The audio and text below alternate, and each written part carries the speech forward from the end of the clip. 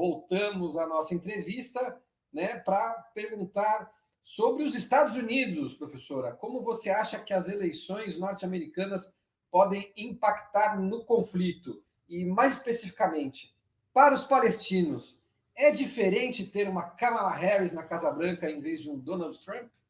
Claro que não. Tanto um quanto o outro, nada vai ser feito em relação à causa palestina.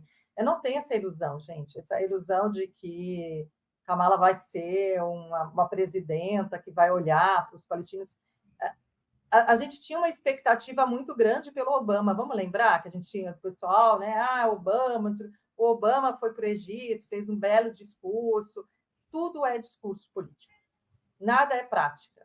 Né? O Obama matou tanto quanto o Bush, qualquer outro, e populações muçulmanas. Né? Se a gente for contabilizar 80% de atos terroristas, de pessoas que sofrem atos terroristas, 80% são muçulmanas, são comunidades, são países muçulmanos. Então, assim, eu não tenho a menor ilusão, né?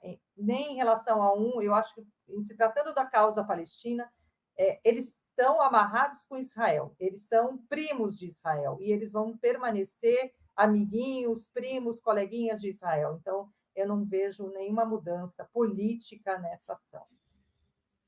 Perfeito. A Mônica Castro completa um pouco a minha pergunta. Ela diz: professora Fancy Rose, tão querida, sabemos que são os Estados Unidos os maiores terroristas do mundo a engendrar via Israel, seu braço armado no Oriente Médio, o martírio palestino. Como haverá justiça, professora?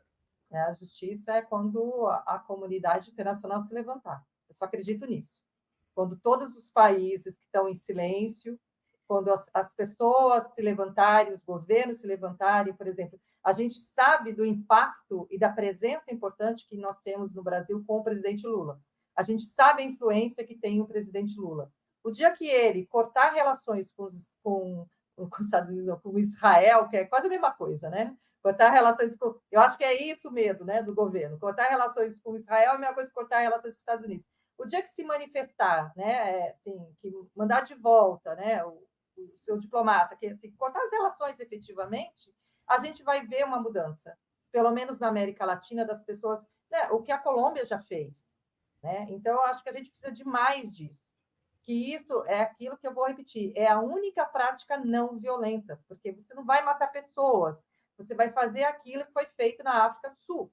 Então, eu só acredito que o boicote aí e aí as ações internacionais com mais forças se viabilizem desta maneira. É muito difícil a situação da Palestina hoje, não é uma situação simples, não é uma situação fácil, mas se a gente não fizer uma coisa drástica, né, mesmo que temporária, mesmo para que tenha um tempo determinado, a gente não vai ver alteração nessa realidade. Então, acho que isso a gente tem que infelizmente, é uma realidade que a gente não consegue mover se os poderosos não se moverem. Claro. Professora, a China chegou a sediar, semanas atrás, uma reunião com diversas lideranças palestinas, incluindo representantes do Hamas e do Fatah. O que resultou daquela reunião? O evento em si pode ser lido como um gesto da China em favor da Palestina? Eu acho que a China ela entra aí como entra como um outro agente, né? Uma outra peça desse tabuleiro que a gente também tem que aguardar, mas a gente fica sempre otimista que uma grande potência como a China, né, se manifeste e comece a mobilizar aí essa aproximação com a solução dessa violência, dessa guerra, desse genocídio em Gaza, né? Então a gente fica esperançoso, mas ainda é muito pouco, ainda é muito cedo ainda para dizer se isso vai trazer um efeito real para a vida dos palestinos, que é nisso que eu estou preocupada, né? Assim, como é que a gente faz para que os palestinos parem de morrer? A gente não conseguiu minimamente fazer o cessar-fogo. Né? Todas as vezes que a gente vai discutir na própria universidade, vamos fazer uma moção para o cessar-fogo, a gente tem que ficar discutindo o óbvio. A gente tem que sair dessa discussão do óbvio. Gente, todas as universidades, instituições, já deviam ter lançado moções de apoio à causa palestina, né? Principalmente garantindo o cessar-fogo. A gente não conseguiu garantir o cessar-fogo. É um absurdo isso. Perfeito. E, além disso, professora, a autoridade palestina anunciou na semana passada, perdão, anunciou essa semana, ia falar semana passada, anunciou há dias atrás, né, que enviará um representante à próxima reunião do BRICS, que vai acontecer em outubro na Rússia. Inclusive, a autoridade palestina agradeceu ao governo russo, que, né, vai ser anfitrião dessa cúpula, né, o convite. Os próprios russos convidaram a Palestina para ser um convidado, não sei se convidado de honra, mas um convidado destacado dessa reunião dos BRICS, né? E a pergunta que fica é: um possível reconhecimento dos BRICS ao Estado da Palestina, né, ou a defesa para a criação do Estado da Palestina, seria um gesto significativo? Poderia mudar o rumo dos conflitos nos territórios ocupados? O que você acha? Eu acho que qualquer coisa que qualquer país fizer em favor da Palestina vai estar contribuindo para isso, né? Então, acho que é um bom momento, eu acho que é uma situação bem importante, e a gente tem que considerar isso como um movimento geral, né? Não só da Rússia, mas um movimento que aconteça em todos os lugares. Então, acho que quanto mais mobilizações nesse sentido, investimento, né, esse tipo de ações, né, a gente vai ampliar essa força e fortalecer os palestinos e aí a constituição do Estado palestino, que é o que nos interessa. Né? A gente acredita na formação desse Estado palestino que nunca existiu. Perfeito.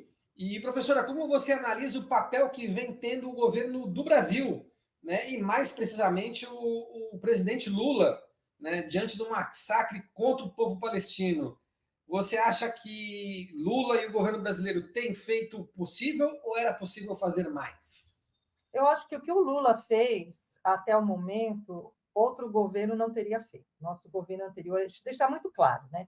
O governo anterior não teria feito absolutamente nada em relação à questão palestina, à situação dos palestinos. Eu acho que o Lula, tanto a primeira fala dele foi brilhante, as ações dele de trazer as pessoas da faixa de Gaza. Eu sei que há mobilizações, há interesse de trazer outras pessoas ainda, mas há impedimentos. Então, eu acho que, nesse sentido, o governo está de parabéns. Mas isso não basta, né? Não basta, porque enquanto existirem negócios, contratos, compras, financiamentos, isso é muito pouco. Então, a gente precisa ir à frente. Eu acho que o Lula é essa pessoa que apoia a causa, ninguém pode dizer que o Lula não apoia a causa. Eu acho que é um dos grandes governantes que teve a coragem de ir, né, à Palestina, à faixa de Gaza, à Cisjordânia. Então, eu acho que, do ponto de vista de quem está do nosso lado, o Lula é essa pessoa. Mas a gente aguarda mais ações concretas. Né? Perfeito. Professora, você acha que esse movimento, né, de boicote, desinvestimento e sanções, né, que é uma iniciativa mais, né, para mobilizar o cidadão comum, mas que também, de repente, pode mobilizar governos, né, como você bem falou, do Brasil, que pode, né, cancelar contratos com Israel. Essa é a melhor atitude que pode ser tomada nesse momento? Eu acho que, não sei se é a melhor atitude, mas é a atitude pacífica. Né? A gente está vendo pessoas morrendo. Essas pessoas não vão morrer.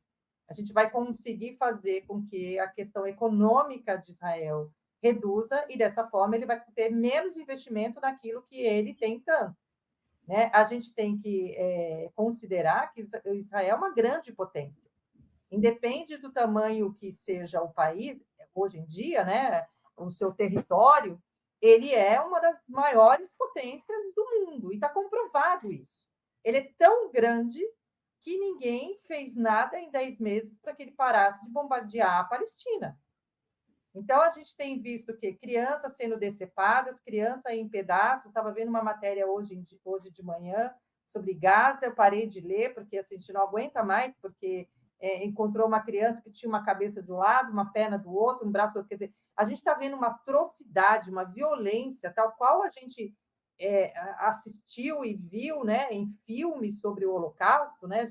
A grande maioria aqui não tinha nascido ainda, mas a gente começa a ver aquela coisa repugnante, absurda, a gente está vendo acontecer agora.